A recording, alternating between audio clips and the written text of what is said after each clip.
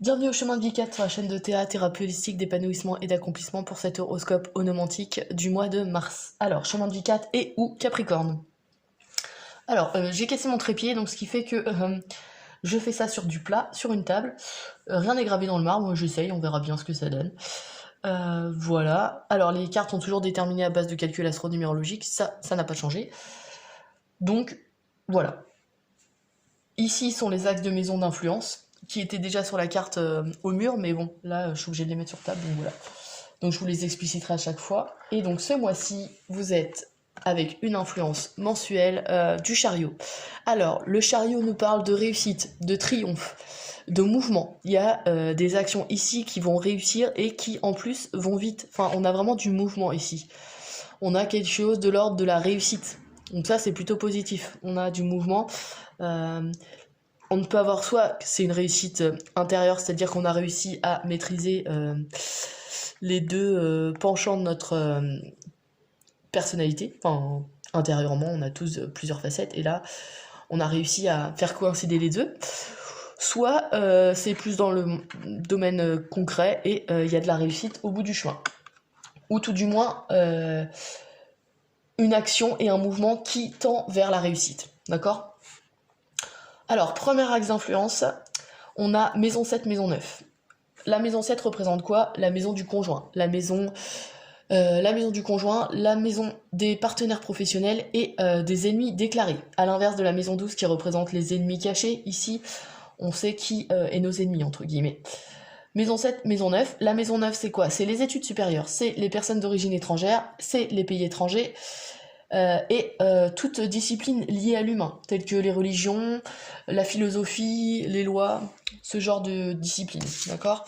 Là, on a le 2 de denier et le 6 de denier. Alors déjà, on est dans la matière, on a quelque chose de concret qui se prépare ici, d'accord ? Dans cette maison 7, donc la maison du conjoint ou des partenaires professionnels, on a un jonglage à faire. Ici, on jongle. Alors, on essaye de trouver un équilibre entre soit entre deux valeurs, soit entre deux personnes, soit alors un équilibre financier qui est difficile à maintenir aussi, en lien avec le conjoint ou un partenaire professionnel trop dépensier, c'est possible. En face, on a le 6 de Pentacle qui nous parle de justement trouver aussi, là on a une notion d'équilibre aussi, de trouver l'équilibre entre donner et recevoir. Dans le domaine des études ou des formations ou même d'un point de vue plus large dans les disciplines, on a cette notion de partage et de savoir recevoir. Le 6 en numérologie, c'est l'harmonie, d'accord ? C'est le fait d'assumer ses responsabilités.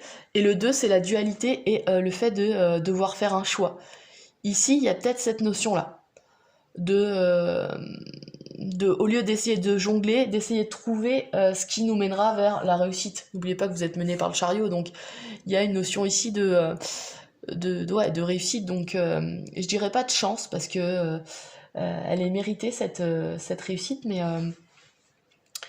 il y a quand même un équilibre qui est à trouver ici. Ouais. Dans les deux cas, c'est vraiment cette notion-là.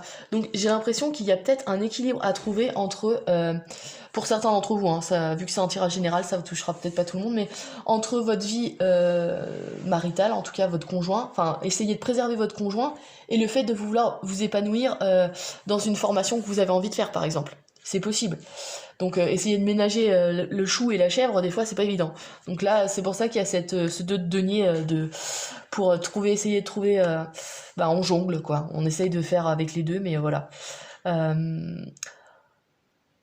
Ouais, le fait que la maison 9 soit en lien aussi avec les pays étrangers, avec le 6 de Pentacle, on a peut-être une récompense amenée par le chariot qui nous parle de réussite, une récompense que l'on doit accepter, d'accord ? Enfin, accepter de recevoir. Vous voyez ? Il y a peut-être quelque chose de cet ordre-là. Ouais. Mm. Ouais. Voilà. Ouais. Ouais.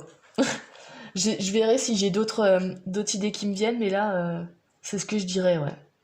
Ensuite, maison 4, maison 10. Alors là, on est dans l'axe en opposition en astrologie. La maison 4, c'est quoi ? C'est la maison du foyer, c'est la maison de la mère, c'est la maison des liens ancestraux, c'est la maison des choses cachées aussi. Alors tout ce qui est enterré, voilà, d'un point de vue archéologique et minier. Et la maison 10, c'est la maison des honneurs, la maison de la réussite sociale, la comment dire, et c'est le refus de l'hérédité. À l'inverse de la maison 4, on se réalise personnellement dans la maison 10. Et on a donc cet axe d'opposition. Donc je pense que ce mois-ci, il y aura un tiraillement entre justement ces liens héréditaires, ou en tout cas le lien avec la mère ou la lignée maternelle, et ce besoin d'avoir tous un objectif dans la vie et de vouloir se réaliser, d'accord, personnellement. Alors, justement, dans cette maison 4, on a quoi? On a le monde. Le monde, en règle générale, c'est la réussite, c'est l'aboutissement, c'est la fin de quelque chose. Là, j'aurais tendance à dire qu'on est sur la fin, alors soit la fin de la notion de foyer, parce qu'on est dans la maison 4, on a une fin de la vision qu'on avait du foyer, on va voir les choses différemment à partir de maintenant. Ça, c'est une des premières possibilités. La deuxième, c'est que le monde représente un blocage quand il n'est pas dans une notion de commencement, d'accord, de nouveaux chapitres. Ici, on était peut-être dans un foyer, vu qu'on est dans la maison 4, un foyer ou en tout cas une mère qui était assez bloquante, d'accord. On a quelque chose qui est bloqué ici et qui demande une libération. Sachant qu'en face, on a la maison 10, donc la maison de la réalisation personnelle. On a le 3 de bâton, qui nous parle de potentiel, de 3 critères pour arriver à la réussite du chariot, admettons. 3 critères qui peuvent... alors, les 3 critères, ce sera à vous de les trouver, hein, mais en règle générale, dans les 3 critères, déjà, il y a vous. Et ensuite, il y a 2 autres critères qui doivent vous permettre d'aboutir peut-être déjà à sortir de ce blocage. Donc, à réfléchir.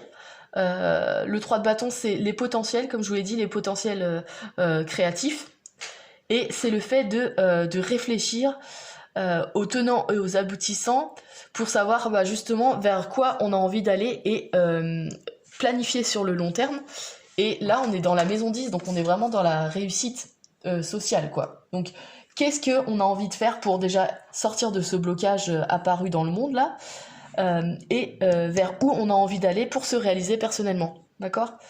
Donc ici, il y a un peu comme je vous l'ai dit, un tiraillement entre justement la famille et le fait de se réaliser personnellement, où c'est là qu'intervient le jonglage aussi, hein. Il y a peut-être justement essayer de voir les potentiels qui peuvent se présenter, les différentes... Ouais. Parce que bon, c'est pas le set de coupe non plus qui nous parle de différentes options. Là, on est plus dans... on se pose, on a un potentiel créatif, c'est-à-dire qu'on a, on a une idée et on essaye de voir où elle peut nous mener, d'accord? Donc là, c'est plutôt dans cette notion-là. Essayez de vous poser et de voir où vous voulez aller. Ok? En tout cas, ce mois-ci. Ouais. Ensuite, axe maison 6, maison 11. Maison 6, c'est le travail quotidien. C'est les inférieurs. Alors, c'est tous les gens qu'on peut avoir à son service ou les animaux. Et c'est la maison de la santé aussi. La maison 11, c'est la maison des aides extérieures, des appuis et des amis. Là, on a carrément 2 9. Alors, le 9 en numérologie, c'est la fin. Là, on est obligé de finir quelque chose, on doit rien commencer de nouveau. Et d'après ce que je peux voir ici, on a des choses à guérir.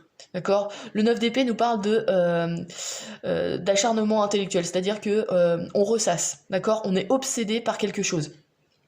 En lien, soit, alors déjà d'un point de vue santé, on est à ça d'être en dépression, hein, donc essayez de vous poser et de vous calmer. Et d'un point de vue amical et tout, n'oubliez pas que vous avez du soutien, je pense. Et c'est là que l'aide viendra pour vous aider à dépasser ce qui vous obsède intérieurement là, d'accord?